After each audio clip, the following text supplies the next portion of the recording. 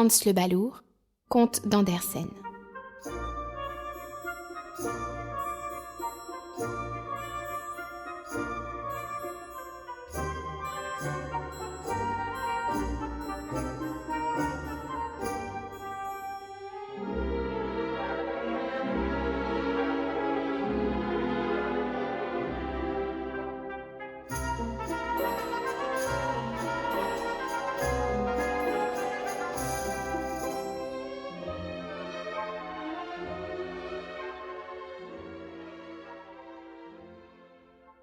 Il y avait dans la campagne un vieux manoir, et dans ce manoir, un vieux seigneur qui avait 2 fils, si pleins d'esprit qu'avec la moitié, ils en auraient déjà eu assez.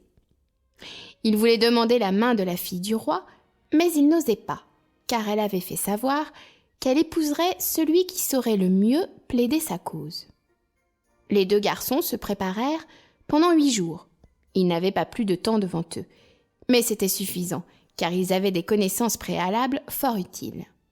L'un savait par cœur tout le lexique latin et 3 années complètes du journal du pays, et cela en commençant par le commencement ou en commençant par la fin. L'autre avait étudié les statuts de toutes les corporations et appris tout ce que devait connaître un maître juré. Il pensait pouvoir discuter de l'État et, de plus, il s'entendait à broder les harnais, car il était fin et adroit de ses mains. « J'aurai la fille du roi », disaient-ils tous les 2. Leur père donna à chacun d'eux un beau cheval, noir comme le charbon pour celui à la mémoire impeccable, blanc comme neige pour le maître en sciences corporatives et broderies. Puis, ils se graissèrent les commissures des lèvres avec de l'huile de foie de morue pour rendre leurs paroles plus fluides. Tous les domestiques étaient dans la cour pour les voir monter à cheval, quand soudain arriva le 3e frère. Ils étaient 3. Mais le 3e ne comptait absolument pas. Il n'était pas instruit comme les autres. On l'appelait Hans le Balourd. « Où allez-vous ainsi en grande tenue » demanda-t-il. « À la cour, gagner la main de la princesse par notre conversation. Tu n'as pas entendu ce que le tambour proclame dans tout le pays ?» Et ils le mirent au courant. « Parbleu, il faut que j'en sois » dit Hans le Balourd. Ses frères se moquèrent de lui et partirent. « Père, donne-moi aussi un cheval » cria Hans le Balourd. « J'ai une terrible envie de me marier. Si la princesse me prend, c'est bien, et si elle ne me prend pas, je la prendrai quand même. »« Bêtise, fit le père. Je ne te donnerai pas de cheval, tu ne sais rien dire. Tes frères, eux, sont gens d'importance. »« Si tu ne veux pas me donner de cheval, répliqua Hans le Balourd, je monterai mon bouc, il est à moi, et il peut bien me porter. » Et il se mit à califourchon sur le bouc, l'éperonna de ses talons, et prit la route à toute allure. Ah, comme il filait !« J'arrive » criait-il, et il chantait d'une voix claironnante. Les frères avançaient tranquillement sur la route, sans mot dire. Ils pensaient aux bonnes réparties qu'ils allaient lancer. Il fallait que ce soit longuement médité.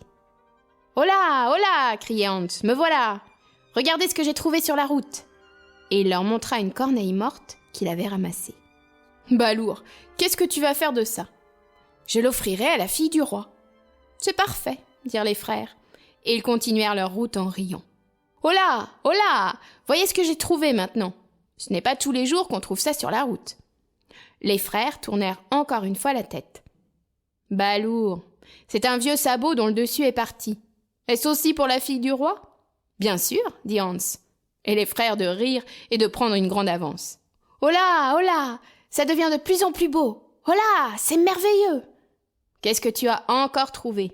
Oh, elle va être joliment contente, la fille du roi. » Pfff, mais ce n'est que de la boue qui vient de jaillir du fossé. Oui, oui, c'est ça. Et de la plus belle espèce. On ne peut même pas la tenir dans la main.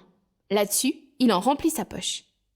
Les frères chevauchèrent à bride abattue et arrivèrent avec 1 heure d'avance aux portes de la ville. Là, les prétendants recevaient l'un après l'autre un numéro, et on les mettait en rang 6 par 6, si serrés qu'ils ne pouvaient remuer les bras, et c'était fort bien ainsi, car sans cela, ils se seraient peut-être battus, rien que parce que l'un était devant l'autre. Tous les autres habitants du pays se tenaient autour du château, juste devant les fenêtres, pour voir la fille du roi recevoir les prétendants. À mesure que l'un d'eux entrait dans la salle, il ne savait plus que dire. « Bon à rien, disait la fille du roi. Sortez !»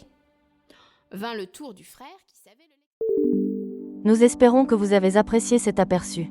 Pour continuer à écouter ce livre audio sur Google Play Livres, utilisez le lien dans la description de la vidéo.